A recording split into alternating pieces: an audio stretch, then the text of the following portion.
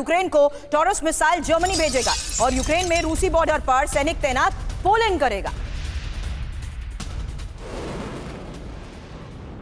अब रूस के खिलाफ नेटो का यह चक्रव्यूह, जर्मनी क्योंकि टॉरस मिसाइल यूक्रेन वो भेजेगा, इस लिहाज से यही सवाल थोड़ी देर पहले मैंने सुमित से किया कि पुतिन किस तरीके से साफ जर्मनी को भी अपने टारगेट पर ले चुके हैं। हालांकि पोलैंड जो रूसी बॉर्डर पर सैनिक तैनात करेगा और फिनलैंड यूक्रेन में बंकर बनाएगा। चेक Republic AI power drone Ukraine को supply, Estonia Ukraine front line पर सैनिक भेजेगा और ब्रिटेन यूक्रेन को स्टॉर्म शैडो मिसाइल भेजेगा।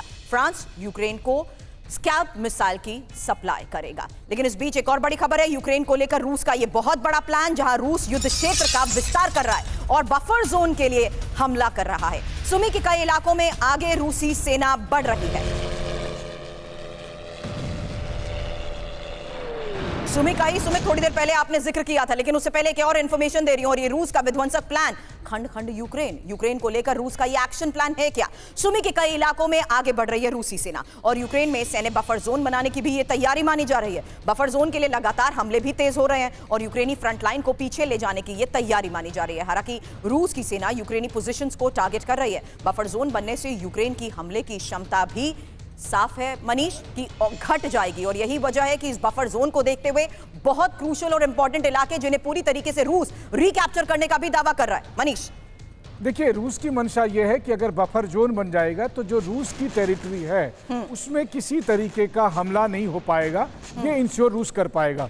मसलन कि अगर यूक्रेन की तरफ से भविष्य में कोई और जंग होती है तो उस वक्त जो मिसाइलों के हमले हो, ड्रोन के हमले हो, या फिर किसी भी तरह की कुर्स्क जैसी घुसपैठ ना हो सके, इसके लिए बफर जोन बनाने का एक उद्देश्य है। लेकिन आने वाले समय में अगर यूक्रेन इसी तरह की हरकत करता है तो फिर बफर जोन छोड़िए, मुझे लगता है कि फिर शायद अगर कीव और लवीव बच जाए, यही बहुत बड़ी बात है।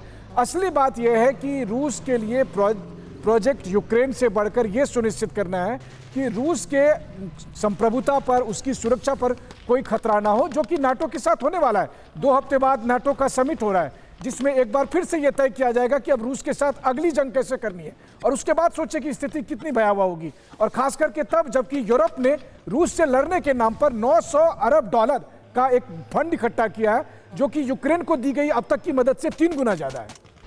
रूस पर यूक्रेन का फिदाइन अटैक, खबर क्या है पहले ये जानिए। रूस के स्तवरोपोल में जोरदार धमाका हुआ।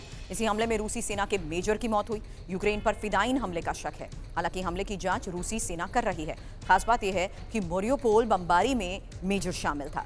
हमलावर ने जानबूझकर मेजर पर हमला किया।